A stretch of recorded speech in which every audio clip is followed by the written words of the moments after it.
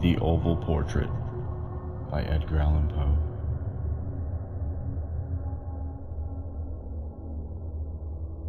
The chateau into which my valet had ventured to make forcible entrance rather than permit me, in my desperately wounded condition, to pass a night in the open air, was one of those piles of commingled gloom and grandeur which have so long frowned among the Apennines, not less, in fact, than in the fancy of Mrs. Radcliffe.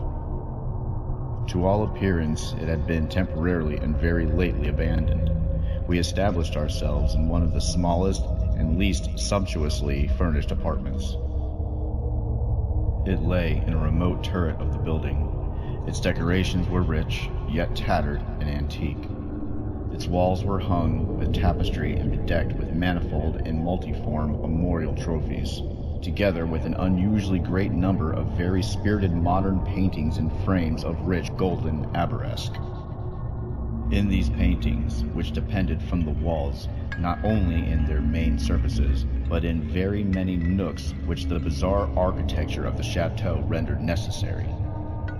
In these paintings, my incipient delirium, perhaps, had caused me to take deep interest, so that I bade Pedro to close the heavy shutters of the room, since it was already night, to light the tongues of the tall candelabrum which stood by the head of my bed, and to throw open far and wide the fringed curtains of black velvet which enveloped the bed itself.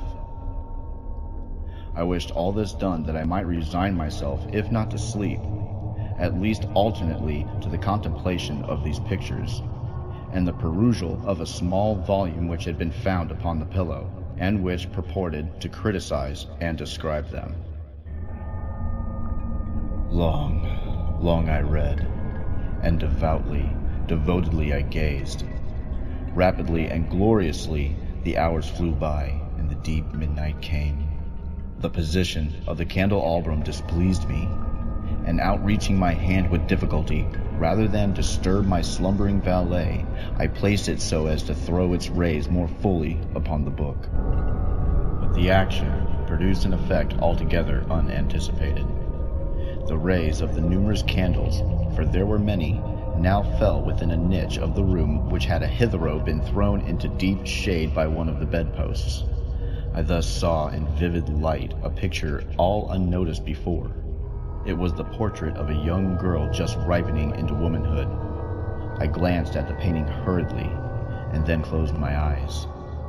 Why I did this was not at first apparent even to my own perception, but while my lids remained thus shut, I ran over in mind my reason for so shutting them.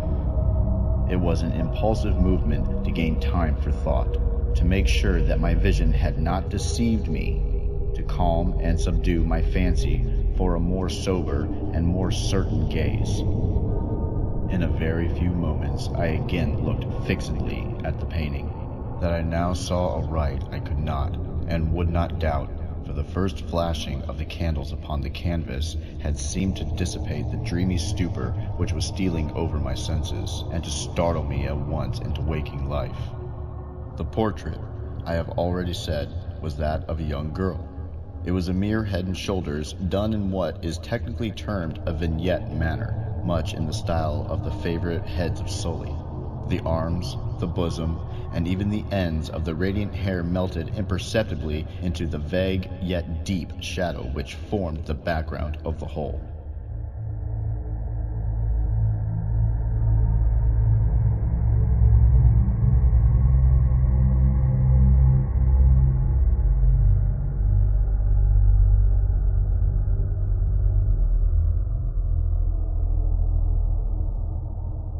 The frame was oval, richly gilded and filigreed in moresque. As a thing of art, nothing could be more admirable than the painting itself, but it could have been neither the execution of the work, nor the immortal beauty of the countenance, which had so suddenly and so vehemently moved me. Least of all, could it have been that my fancy, shaken from its half-slumber, had mistaken the head for that of a living person. I saw at once at the peculiarities of the design, of the vignetting, and of the frame, must have instantly dispelled such idea. must have prevented even its momentary entertainment. Thinking earnestly upon these points, I remained, for an hour perhaps, half sitting, half reclining, with my vision riveted upon the portrait. At length, satisfied with the true secret of its effect, I fell back within the bed. I had found the spell of the picture in an absolute lifelikeliness of expression, which, at first startling, finally confounded, subdued, and appalled me. With deep and reverent awe, I replaced the candelabrum in its former position, the cause of my deep agitation being thus shut from view. I sought eagerly the volume which discussed the paintings and their histories. Turning to the number which designated the oval portrait, I there read the vague and quaint words which follow. She was a maiden of rarest beauty, and not more lovely than full of glee. And evil was the hour when she saw and loved and wedded the painter. He, passionate, studious, austere, and having already a bride in his art. She, a maiden of rarest beauty, and not more lovely than full of glee, all light and smiles, and frolicsome as the young fawn, loving and cherishing all things, hating only the art which was her rival, dreading only the palette and brushes and other untoward instruments which deprived her of the countenance of her lover. It was thus a terrible thing for this lady to hear the painter speak of his desire to portray even his young bride.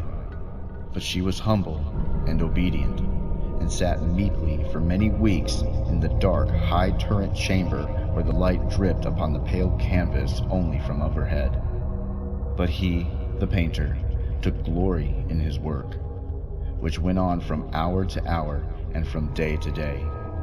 And he was a passionate and wild and moody man, who became lost in reveries, so that he would not see that the light which fell so ghastly in that lone turret withered the health and the spirits of his bride, who pined visibly to all but him. Yet she smiled on and still on, uncomplainingly, because she knew that the painter, who had high renown, took a fervid and burning pleasure in his task, and wrought day and night to depict her who so loved him, yet who grew daily more dispirited and weak. And in sooth, some who beheld the portrait spoke of its resemblance in low words, as of a mighty marvel, and a proof not less of the power of the painter than of his deep love for her whom he depicted so surpassingly well. But at length, as the labor drew nearer to its conclusion, there were admitted none into the turret, for the painter had grown wild with the ardor of his work, and turned his eyes from the canvas rarely, even to regard the countenance of his wife. And he would not see that the tints which he spread upon the canvas were drawn from the cheeks of her who sat beside him. And when many weeks had passed, and but little remained to do, save one brush upon the mouth, and one tint upon the eye, the spirit of the lady again flickered up as the flame within the socket of the lamp. And then the brush was given, and then the tint was placed. And for one moment the painter stood entranced before the work which he had wrought. But in the next, while he yet gazed, he grew tremulous and very pallid and aghast, and crying with a loud voice, "This is indeed life itself," turned suddenly to regard his beloved. She was dead.